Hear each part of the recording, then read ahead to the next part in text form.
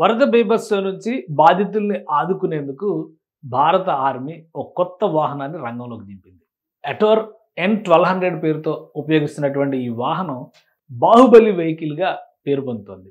గతంలో ఎప్పుడూ వాడలేదు. ఈసారి మాత్రం పంజాబ్, కాశ్మీర్, హిమాచల్ ప్రదేశ్ ఈ 3 రాష్ట్రాల్లో బీభత్సం సృష్టిస్తున్నటువంటి వరదల నుంచి బాధితుల్ని కాపాడేందుకు, వరద బాధితుల్ని ప్రధానంగా సురక్షిత ప్రాంతాలను తరలించేందుకు ఈ వెహికల్స్ని వాడుతున్నారు. అసలు ఈ వెహికల్స్ ఏంటి, అవి ఎలా ఉంటాయి, ఎందుకు తయారు చేస్తారు, ఒకసారి విశ్లేషించే ప్రయత్నం చేద్దాం. ఇది భారత ప్రభుత్వం ఉపయోగిస్తున్నటువంటి వెహికల్ ఎటోర్ N1200. ఈ వెహికల్ పేరు. ఆల్మోస్ట్ 1.5 మీటర్ల వ్యాసార్థం ఉన్నటువంటి భారీ టైర్లతో నడిచేటువంటి వాహనం ఇది. టైర్లే పెద్దగా కనిపిస్తున్నాయి. ఒక ఐరన్ ఫ్రేమ్తో రూపొందించినటువంటి ఇంజిన్ ఇది. 2300 కిలోల బరువుని బిగిన లాగేస్తుంది ఈ వెహికల్ అని చెప్పని చెప్తున్నారు. పంజాబ్లో జరిగినటువంటి గుర్దాస్పూర్ ప్రాంతంలో జరిగినటువంటి వరద బీభత్సాల్లో ఈ వెహికల్స్ని పెద్ద ఎత్తున ఉపయోగించారు. అలానే జమ్మూ కాశ్మీర్లో కూడా ఉపయోగిస్తారు. ఇంకా స్పెషాలిటీ ఏంటంటే దీనికి సంబంధించి -40°C +40°C పైన ఉన్నటువంటి వాతావరణంలో కూడా ఇవి ఎఫిషియెంట్గా పనిచేస్తాయి. వెహికల్ పైన కనిపిస్తున్నటువంటి టెర్మినల్లో చూస్తే కనుక 9-10 మంది కంటే ఎక్కువ మందిని క్యారీ చేయడానికి అవకాశం ఉండదు. కానీ సురక్షిత ప్రాంతాలకి ఇరుక్కుపోయినటువంటి ఇతర వస్తువుల్ని, వాహనాల్ని లాక్కు రావడంలో మాత్రం ఇది చాలా సమర్థంగా పనిచేస్తుంది. అటవీ క్షేత్రాల్లో కానీ, గుంటల్లోకి దిగిపోయినటువంటి, గుంటల్లో తెలియక ఉన్న వాహనాల్లో కనుక కూరుకుపోయినటువంటి వాళ్ళు ఉంటే కనుక వాళ్ళని సేవ్ చేయడానికి ఇది ఒక బ్రహ్మాస్త్రంగా ఉపయోగపడుతుందని చెప్పని భావిస్తున్నారు. భారత ఆర్మీకి సంబంధించి మేక్ ఇన్ ఇండియా స్పిరిట్తో ఈ వాహనాలని గత 4 ఏళ్ల క్రితం ప్రొడక్షన్ని స్టార్ట్ చేశారు. ఒక UK బేస్డ్ కంపెనీతో ఈ మోడల్ని అప్రూవ్ చేసి దీన్ని తయారు చేశారు. ఇది సక్సెస్ఫుల్ మోడల్గా పేరు పొందింది. అదే క్రమంలో ఆర్మీకి అవసరమైనటువంటి వివిధ సందర్భాల్లో కావలసినటువంటి సేవలను అందించడంలో కూడా ఇది కీలకమైన పాత్ర పోషిస్తుంది.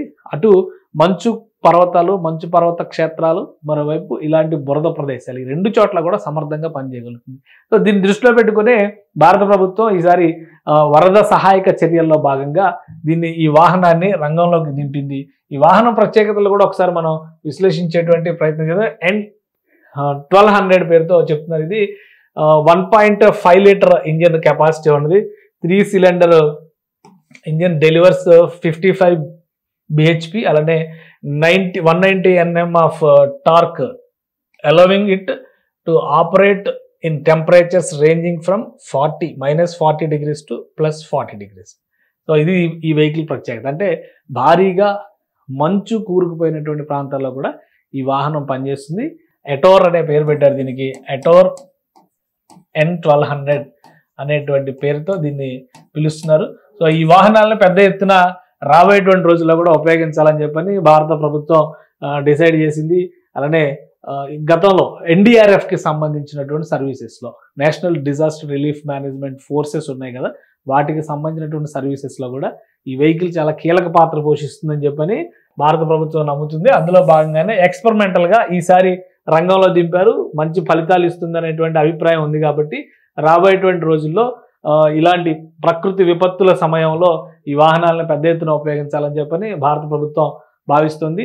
ముఖ్యంగా అటవీ క్షేత్రాల్లో ప్లస్ కొండ చర్యలు ఎక్కువగా ఉండేటువంటి ప్రాంతాల్లో వీటి వినియోగం ఇది సత్ఫలితాలు ఇస్తుందని చెప్పని భారత ప్రభుత్వం భావిస్తోంది. సుమన్ టీవీలో మీ పర్సనల్ అండ్ బిజినెస్ ప్రమోషన్స్ కోసం కింది నెంబర్కి కాంటాక్ట్ చేయండి.